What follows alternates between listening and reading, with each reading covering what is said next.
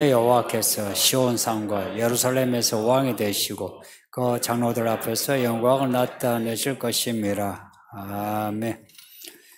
성경은 처음부터 끝까지 하나님의 이야기입니다. 성경 66권에 기록된 하나님의 이야기는 세상 그 어떤 문화 책보다 그 구조가 탄탄합니다. 혹은 그 어떤 이론보다도 구조가 탄탄합니다. 제가 목사니까 성경을 믿어서 미션입니다 해서 이런 소리 하는 게 아니고, 읽으면 읽을수록 또 연구하고 살펴보면 볼수록 정말 성경은 몸의 이 유기체 조직 그 이상으로 촘촘한 구조로 되어 있어요. 창세기 읽으면서 요한계시록이 보이는, 느껴지는, 요한계시록을 읽으면서 창세기가 보이는, 느껴지는 그런 내용이에요. 그리고 시편의 시를 읽는데 이 시편에서 창조의 이야기에서부터 종말의 이야기까지 또 다 읽혀져요.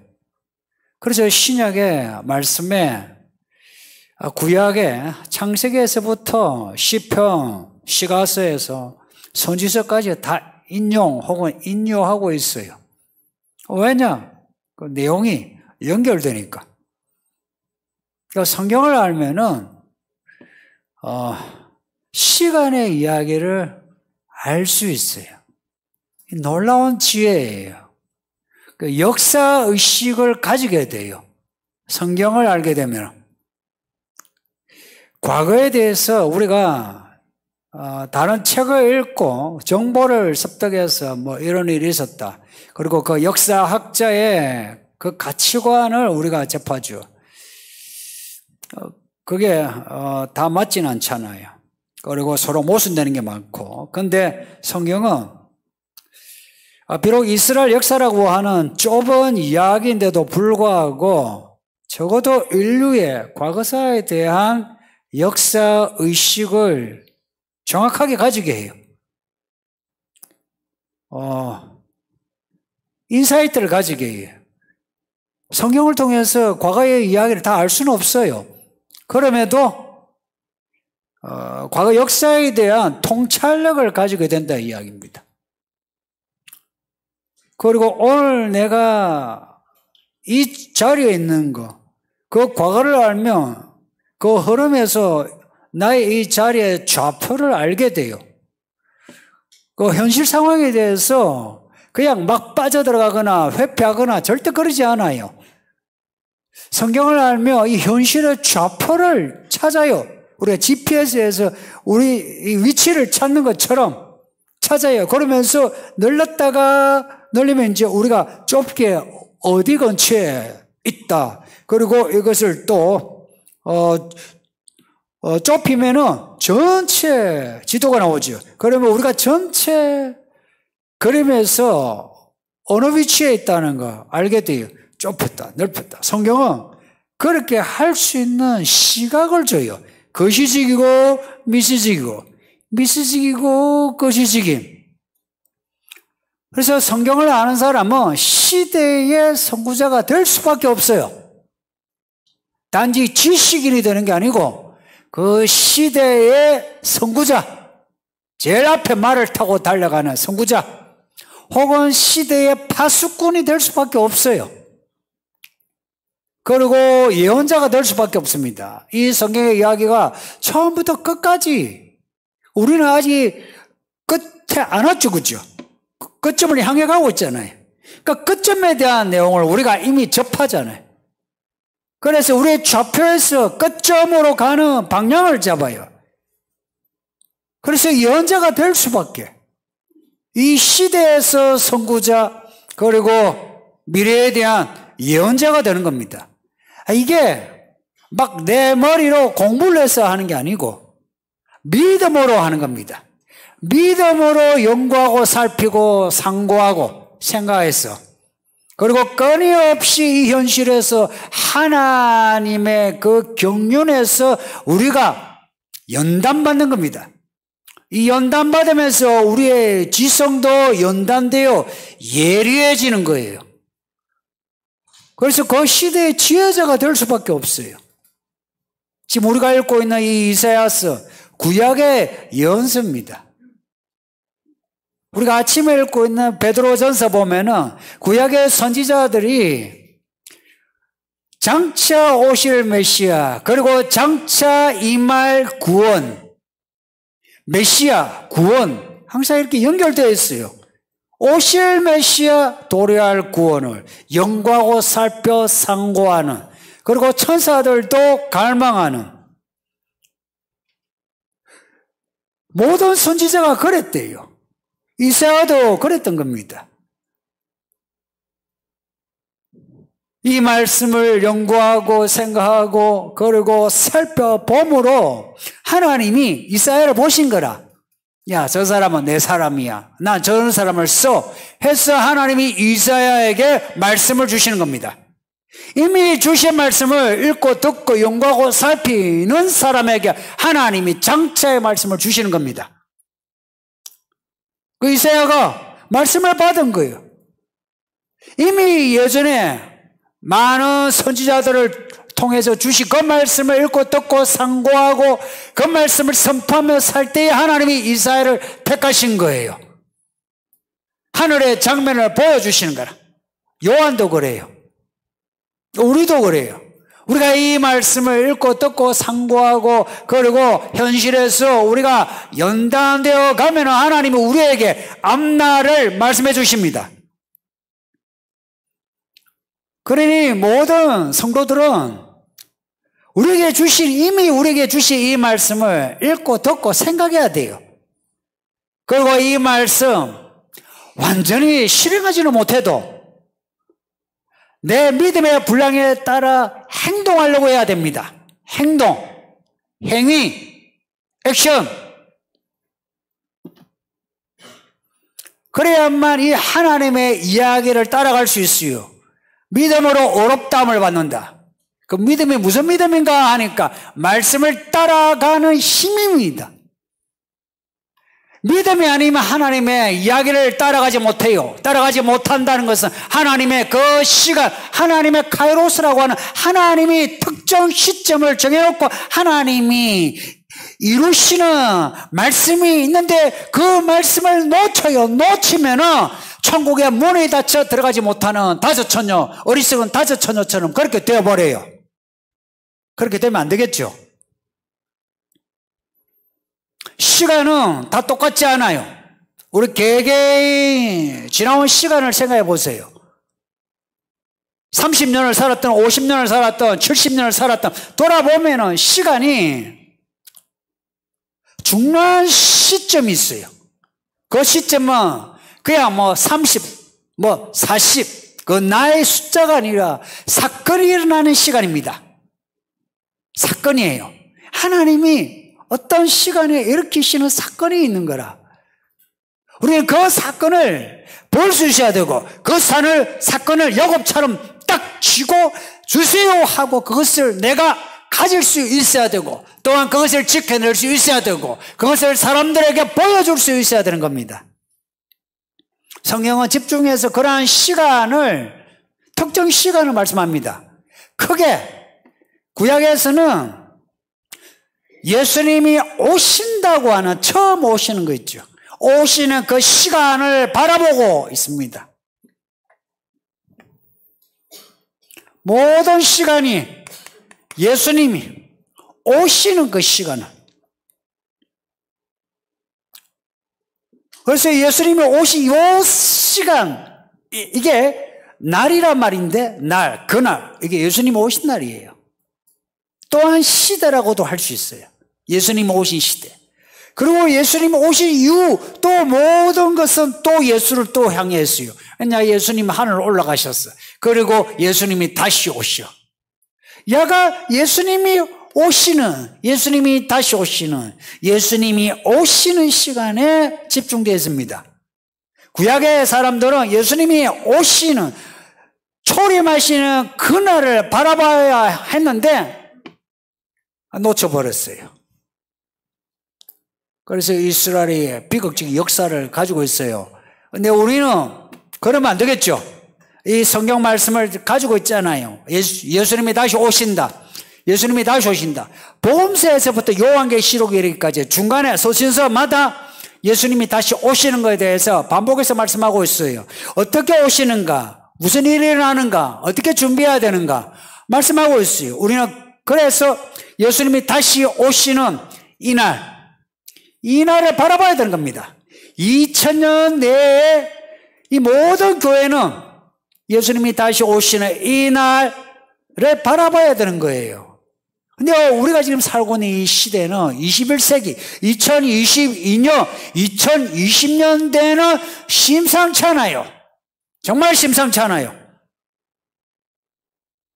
지금 동대문 그 플라자입니까?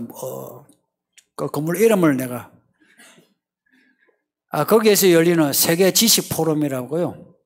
그거 여러분이 인터넷에 찾아가 한번 보세요. 거기에서 지식인이 말하는 그 내용을 한번 참고해 보세요. 참고할 만한 내용이 많아요. 그 사람들은 정치인이나 아니면 경제 이전에 그 지식인이에요. 그런 지식인이 말하는 현재의 문제 그리고 앞으로 이 인류의 상황에 대해서 이야기하는 거 한번 보세요. 정치인이 선동하기 위해서 하는 말하고는 약간 차이 나요. 경제인이 그 수치로 말하는 거하고 좀 차이 나요. 사람에 대해서 이야기하는데 상당히 암울해요. 많이 암울해요. 우리 전체적으로 볼 때에 예수님이 다시 오시는 그 시간에 가깝다 이야기입니다. 어느 때보다 가깝다 이야기입니다. 예를 들어서 예수님이 10년 뒤에든 50년 뒤에든 100년 뒤에 오신다 해도 야간 예수님이 오신다는 그 징조들이 긴박하게 일어나고 있다 이야기예요. 우리는 그 시간에 텐션을, 긴장을 우리는 받아들여야 돼요.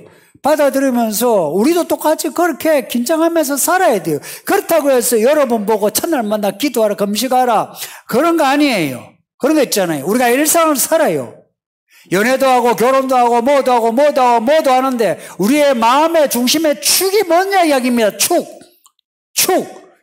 이 축이 뭐냐에 따라서 우리가 그리스도 안에 있느냐 밖에 있느냐 하는 거예요. 하나님의 나라 안에 있느냐 밖에 있느냐 하는 겁니다. 지금은 예수님이 오셔서 올라가시고 우리에게 하나님의 나라를 임하게 하시고 그리고 다시 오셔서는 그 하나님의 나라를 완성시키는 그 중간에 있어요. 그래서 지금 믿음 있는 자는 하나님의 나라의 실체를 맛보아 알 수 있습니다. 아침에 읽고 있는 베드로서 말씀처럼 우리가 왕같은 제사장 거룩한 나라 택하신 족속으로서 하나님이 나의 하나님이라고 하는 그런 실체를 가질 수 있어요. 다만 믿음 있는 자가. 그러나 예수님이 다시 오실 때는 세상 모든 사람이 예수님이 만왕의 왕이시라는 걸 알게 됩니다. 그리고 성경에서 말씀하는 지옥이 있다는 것 그리고 천국이 임하는 그 도래를 다 보게 됩니다. 지금은 뭐 하느냐? 그날을 바라보고 우리가 새 예루살렘에 들어가기 위해서 준비하는 겁니다. 그날이 언제인지는 아무도 몰라요. 오실 때까지도 모를 거예요. 바로 그 전날까지도 모를 것 같아요. 그렇게 해서 우리와 하여금 구원받는 사람에게는 그 구원의 그 기쁨을 극대화시켜주고 그리고 심판받는 사람에게는 그 공포를 극대화시켜주는 겁니다. 정말 하나님이십니다. 하나님이세요. 정말 우리 하나님이십니다. 지금은 매번 결단을 해야 돼요. 아침에 일어나서 저녁에까지 또 자고 나면 또 결단을 해야 이 세상에 임한 하나님의 나라를 바라볼 수 있는 눈이 열리게 되고 귀가 열리게 되고 입이 열리면서 손발 움직이게 되는 겁니다. 그러지 않으면은 못 따라가요. 왜냐?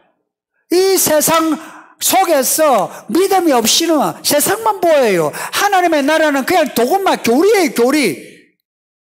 천국은 교리라, 교리. 천국은 교리가 아니고 실체입니다, 실체. 이 실체는 교리로만 아는 것이 아니라 이 실체 속에 내가 들어가야, 만져봐야, 들어봐야 아는 거예요. 이거는 실체예요, 실체. 그래서 매번 결단해야 됩니다. 이 결단이 이런 거예요. 예수를 따라가느냐 따라가지 않느냐 하는 겁니다. 어린 양을 따라가는 14만 4천, 따라가지 아니한 사람, 요한계시록에서 이렇게 나누잖아요. 예수님을 따라가는, 그걸 뭐라고 하냐? 믿음.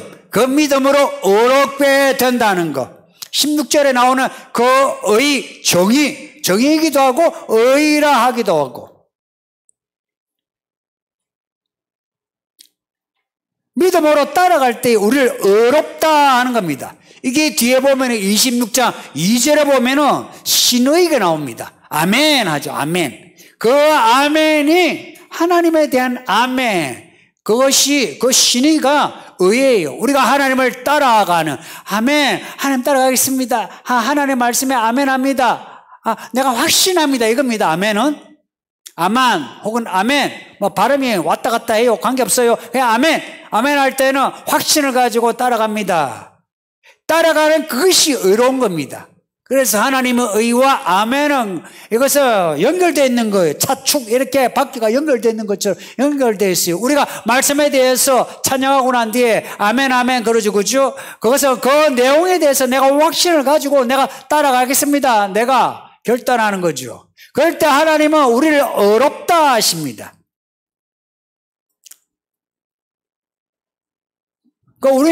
우리가 성경을 읽고 아멘하죠. 설교 들으면서 아멘하죠. 그리고 찬송하면서 아멘하죠. 그러면 그 아멘에 대해서 의리를 지켜야 됩니다. 의리.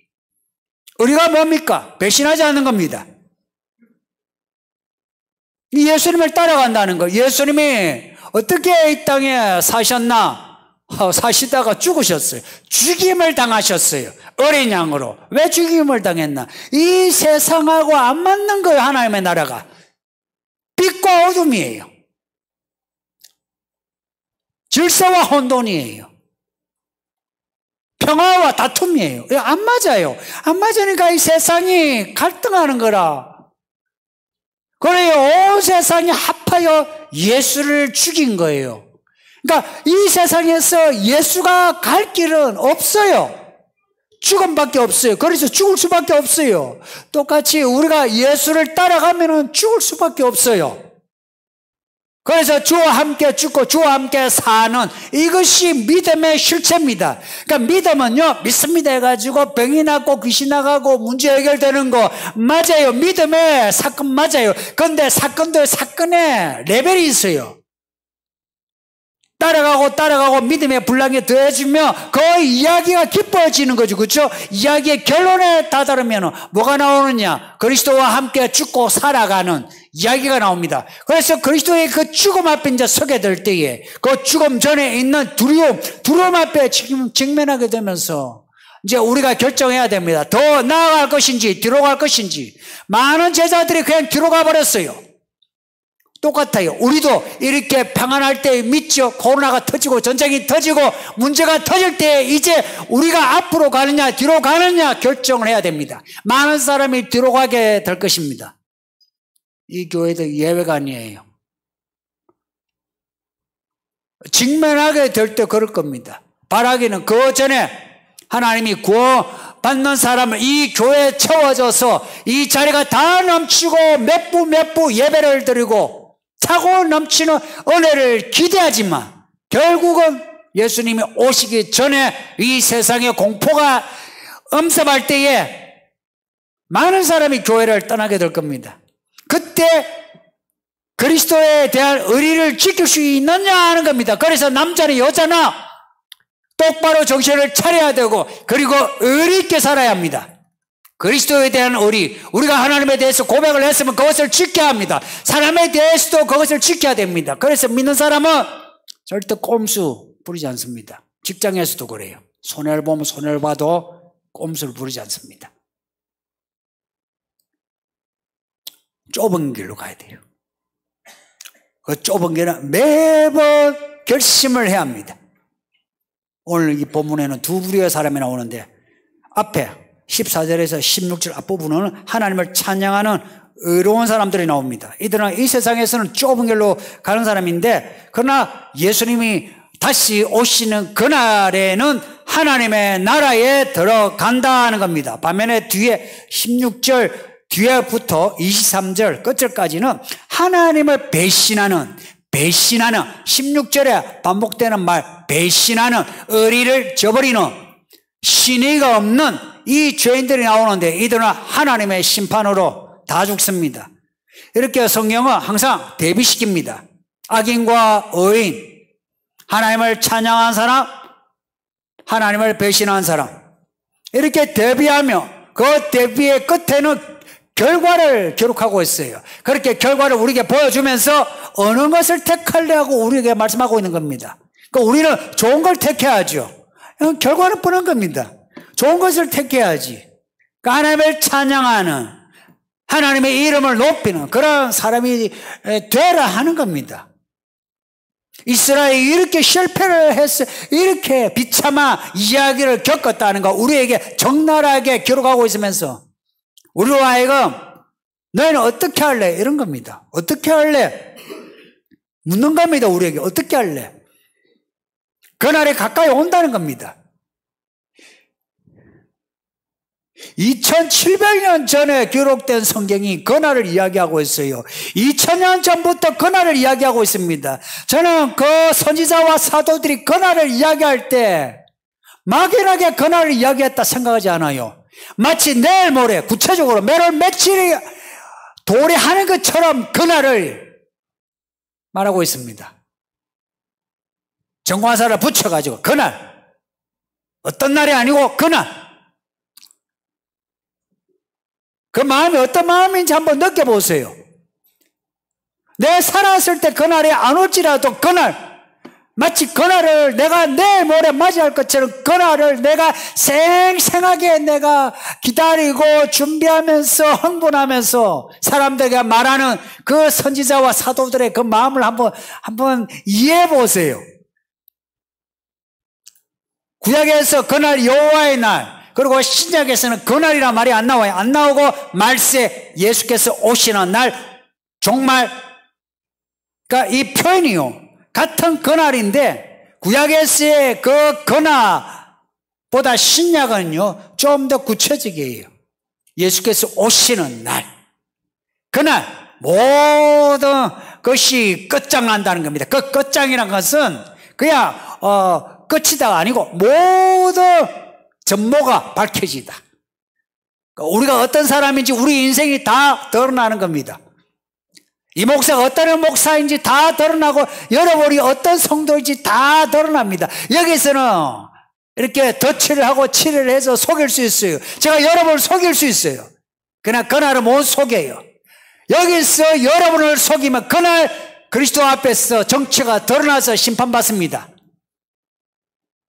그래서 살아있을 때에 민낯에 보여야 해요. 그래야 좌표를 발견하고 그리고 가야 할 표대를 볼 수 있습니다. 민낯이 아니고 가면을 쓸 때는 허리를 헛해요. 누르게 들어가가지고 뭐 이것인지 저것인지 알 수가 없어요. 예수님이 다시 오시는 그날이 가까울수록 사람이 갈라집니다. 이건 확실해요. 알곡은 알곡대로, 가라지는 가라지대로, 악인은 악인대로, 의인은 의인대로 갈라집니다. 그럼 이게 무슨 말이냐? 어중간한 사람들이 없이 이제 안 믿던 사람도 은혜를 받아가지고 뜨거워진 사람은 뜨거워져요. 그래서 이 코로나 때에 더 뜨거워진 사람들이 있어요. 할렐루야. 놀라운 일 아닙니까? 이 교회는 코로나를 통해서 뜨거워졌어요. 이 사회, 이 세상의 위기가 올 때에 그리스도의 다시 오심을 뜨겁게 바라보면서 변화되는 겁니다. 그런데 이 변화의 대열에서 벗어나면은 그냥 흘러가다가 부딪혀가지고 공중에서 사라지는 그 포말처럼 사라지는 사람, 떠나는 사람도 많아집니다. 왜냐? 하나님의 나라로 가면 갈수록 깊어지면 깊어질수록 더 많은 장애가 나타나요. 그래서 거기에 부딪혀서 사라지는 사람도 많습니다. 14절에서 바다에서부터 하나님을 찬양한 사람들이 나오고 15절에서 동방에서부터 하나님을 찬양한 사람들이 나온다. 여기서 바다 하면 이스라엘 땅을 보면 바다 하면 서쪽이에요. 이것을 서쪽으로 라고 번역해도 돼요. 서방으로부터 번역해도 되는 말입니다. 이게 이스라엘 그 히브리식 그 문학이에요. 그리고 동방이 나와요. 15절에 동방에서부터, 서쪽에서 동방에서 하나님을 찬양한 사람이 나오는 겁니다. 그리고 16절에 땅끝에서부터 하나님을 찬양한 사람이 나옵니다. 말하자면 온 세상에서 하나님을 찬양한 사람이 나온다는 건데, 이거는 이사야 때에는 생각도 못하는 일이에요. 왜냐? 이스라엘만 하나님을 찬양하는 거예요. 이스라엘만. 어떻게 동쪽 끝에, 서쪽 끝에, 땅 끝에 사람들이 하나님을 찬양하나? 이건 생각지 못하는 이야기예요. 그러나 선지자는 이것을 본 겁니다. 그래서 선포하는 겁니다. 근데 그 일이 우리에게 이루어진 거예요. 동방의 끝이라고 하나 우리가 지금 예수를 믿고 있어요. 이 말씀의 성취가 우리에게 있고 우리가 그 실체입니다. 말씀이 이루어진 겁니다. 반대로 하나님을 배반하는 사람들이 있습니다. 16절에 나는 쇠잔하고 내게 화가 있도다. 배반하는 사람들을 보면서 탄식하고 아파하고 슬퍼하는 선지자의 모습인데요. 왜 탄식하느냐? 사람들의 배신 때문입니다. 배신자들은 배신하고 배신자들이 크게 배신하였도다. 그 전도서 보면 인생에 대해서 헛되고다 반복하죠. 그렇죠? 성경에 이렇게 반복한다는 것은 무슨 말씀입니까? 확실하다 강조하는 거예요. 배신하고 본문에는 4번 나오는데 원문에는 5번 나옵니다. 성경에서 크게 배신하다, 정령, 절대 이렇게 나오면은 2번 반복되는 겁니다. 성소인데 지성소 하면은 성소란 말이 2번 반복입니다. 근데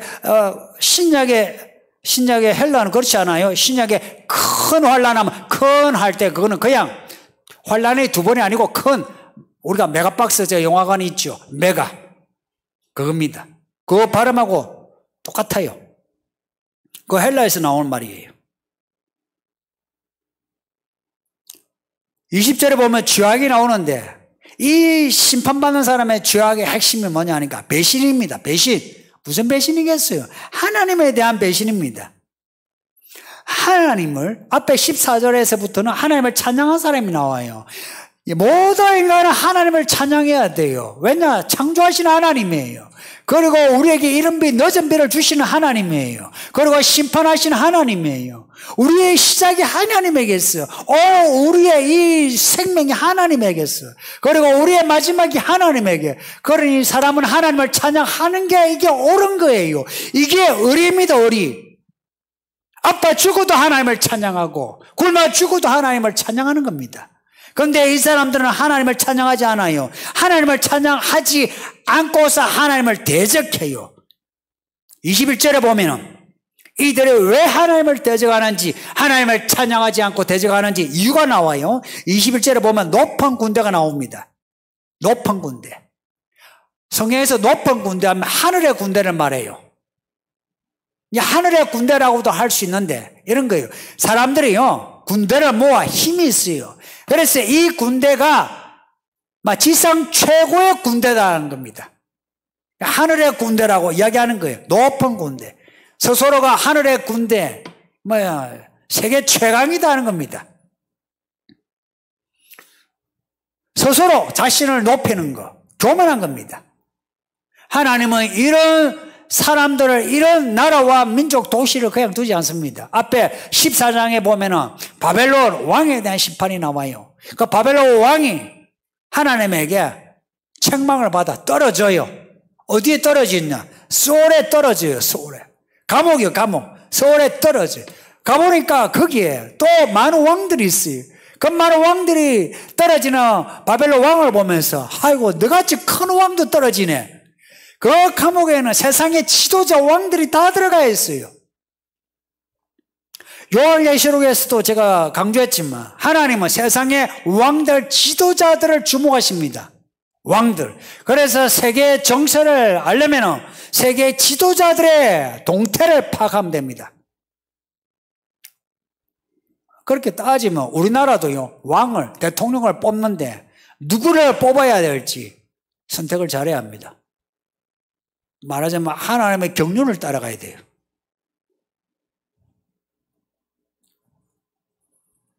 많은 왕들이 감옥에 갇혀 있어요. 하나님은 감옥에 보내요. 그리고 조금 있다가 이들을 형벌에 취한다 합니다. 형벌에. 무슨 형벌일까요?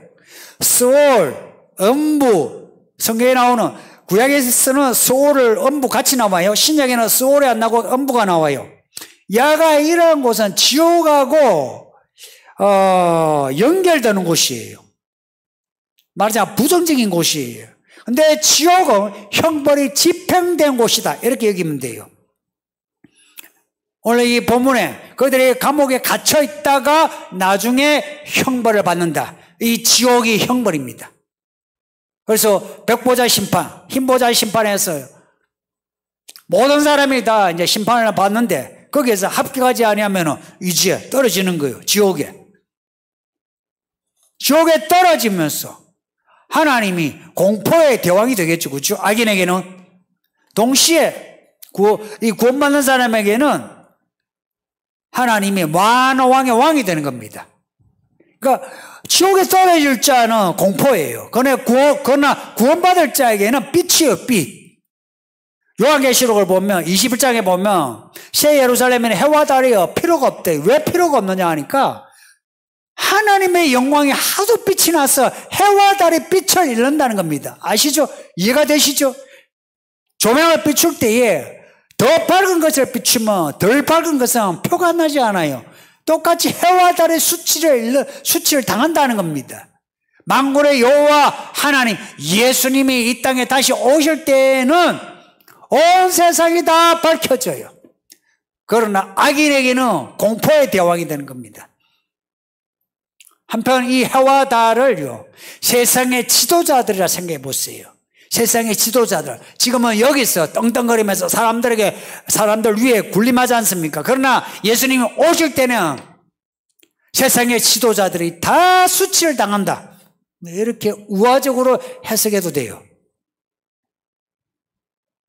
예수님이 다시 오신다는 거. 구약의 이 이사야가 이렇게 드라마틱하게, 이렇게 스펙타클하게 이렇게 기록하고 있어요. 이 홍보를 이해하시겠습니까? 만군의 여호와가 임하는 그날, 여호와의 날에 있을 하나님의 구원, 하나님의 심판을 이렇게 그리고 있어요. 한두 번 그리고 있는 것이 아니라 선지서에 곳곳에 이렇게 말씀합니다. 얼마나 이 일이 중요한지 지금 수천 년 동안에 이 말씀을 반복해서 우리에게 강조하고 있습니다. 그날에 가까운 거 같지 않느냐 하는 겁니다. 지금 그날이 가까운 거 같지 않나요? 그날에 가까운데 이제 그만 배신합시다. 그동안 우리가 가라지처럼 배신하면서 살았잖아요. 회개하는 겁니다. 회개하고 또 죄를 지면 또 회개하는 겁니다. 우리가 얼마나 약하고 악한지 100번을 회개해도 또 죄를 지어요. 그럴 때에 부끄러워하면서 하나님 앞에 나아가 회개하는 겁니다.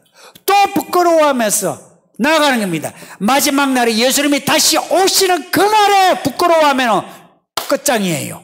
그날이 오기 전에 매번 부끄러움을 가지면서 하나님 부끄럽습니다. 날 깨끗게 해주세요 하는 겁니다. 이 말씀으로 거듭나고 이 말씀으로 다시 정결케 되고 이것을 죽기까지 반복하는 겁니다. 그러려면 끊임없이 이 세상에 돈과 쾌락과 싸워야 합니다. 요한계시록에 그 13장에 666이 나오잖아요. 그럼 그게 뭡니까? 경제입니다. 경제. 마지막 때는 경제, 돈으로 사람을 압박한다. 사람들이 꼼짝 못한다는 이야기죠. 그래서 돈, 그리고 쾌락, 성적인 쾌락이 있죠.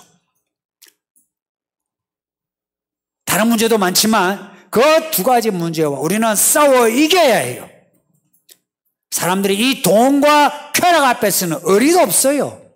믿음도 없어요. 그러니까 믿음도 배신하고 사람도 배신하는 게 돈하고 쾌락입니다. 러시아 같이 저렇게 큰 나라, 인구도 많은 나라, 중국 저렇게 큰 나라, 인구도 많은 나라에 그 지도자 한 사람 때문에 저렇게 고생하는 거 보세요. 그 한 사람을 어쩌지 못해가 다 그냥 그 밑에서 고생하는 거 보세요. 우리나라도 코로나 때 한 지도자가 한번 권력을 휘두르니까 온 나라가 다 마치 개돼지처럼 되었잖아요. 한 지도자가 그렇게 중요하고요. 그리고 사람들이요 쉽게 개돼지 돼요. 그래서 좁은 길로 간다는 것은요 개돼지 안 되는 겁니다. 하나님의 자녀로서 정신을 딱 차리고 하나님을 포토로 해서 하나님을 찬양하는 이마에 하나님의 이름을 가지고 가는 겁니다. 그럴 때 우리 이마에 하나님의 이름이 새겨진 그 순간 어떤 지도자든지 그 지도자의 그 마음속에 그 뇌에 있는 그 의도가 간파되고 이 세상의 흐름을 간파하면서 속지 않습니다. 안 속아요. 그래서 모님들 하나님만 두려워하시고 이 세상을 두려워하지 맙시다. 말씀을 생각하면서 기도합시다. 아버지 하나님 감사합니다. 오늘 이렇게